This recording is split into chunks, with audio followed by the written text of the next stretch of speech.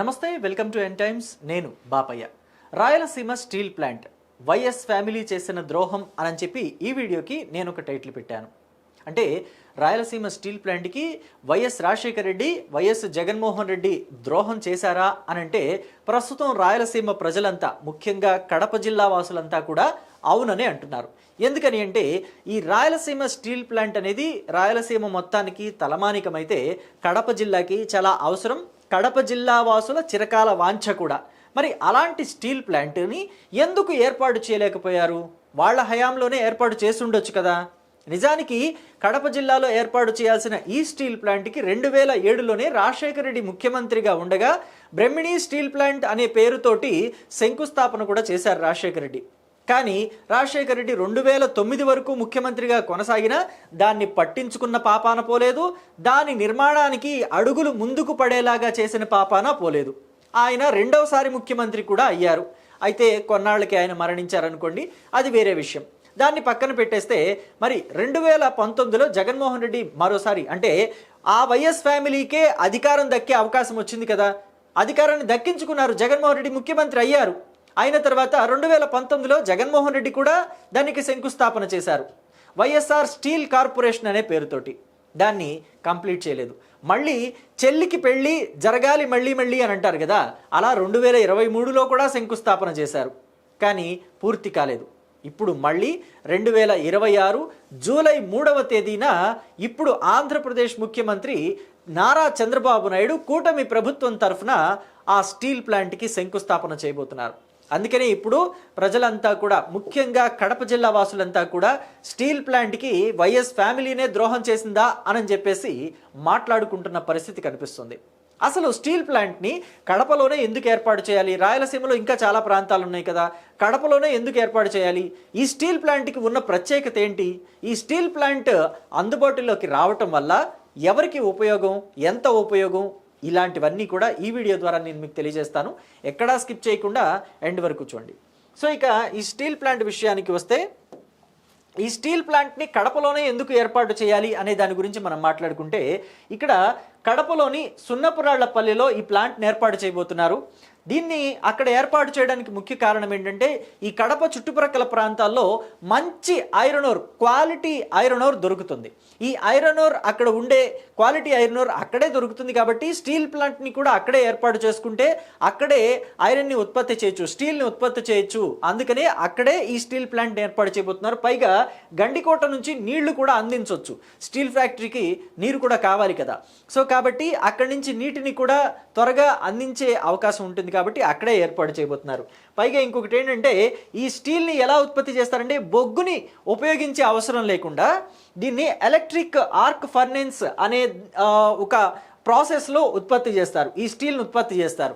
So కాబట్టి ఇది green steel అని కూడా చెప్పొచ్చు. అంటే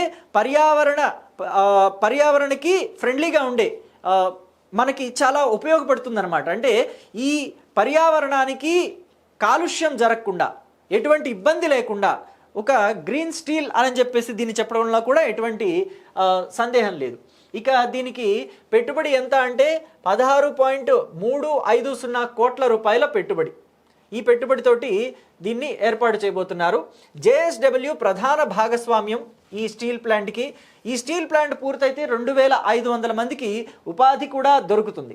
దీన్ని 2028 లోపు పూర్తి చేసి ప్రజలకి అందుబాటులోకి తీసుకురావాలి, కడప జిల్లా వాసులకి అందుబాటులోకి తీసుకురావాలి అని చెప్పేసి ఒక టార్గెట్ ఫిక్స్ చేసుకొని మరి ప్రభుత్వం పనిచేయబోతుంది.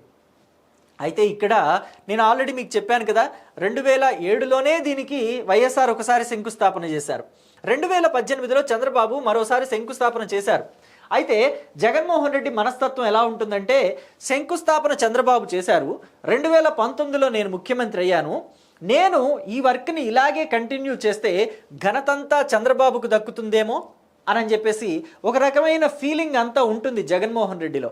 సో అందుకనే ఆయన చేసిన శంకుస్థాపన పట్టించుకోకుండా రాయలసీమ స్టీల్ కార్పొరేషన్ అనే పేరుతోటి ఆయన చేసిన శంకుస్థాపనని గాలికి వదిలేసి జగన్మోహన్ రెడ్డి వైఎస్ఆర్ స్టీల్ కార్పొరేషన్ పేరుతో 2019లో మరోసారి శంకుస్థాపన చేశారు.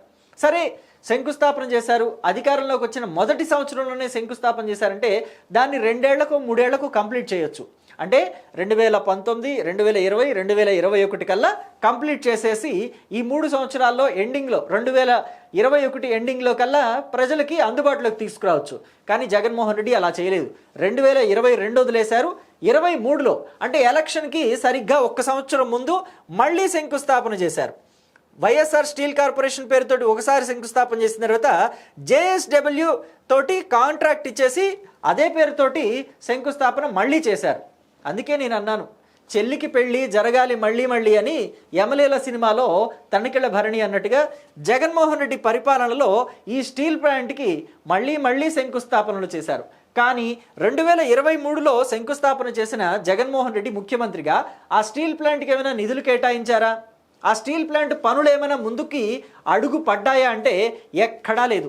2007లో వైఎస్ రాజశేఖర రెడ్డి శంకుస్థాపన చేసినప్పుడు 2009 వరకు ఎలాగైతే ఈ స్టీల్ ప్లాంట్ నిర్మాణానికి ఒక్క అడుగు కూడా ముందుకు పడలేదో అలాగే జగన్మోహన్ రెడ్డి హయాంలో కూడా 2019లో శంకుస్థాపన చేసిన, 2023లో శంకుస్థాపన చేసిన ఒక్క అడుగు కూడా ముందుకు పడలేదు.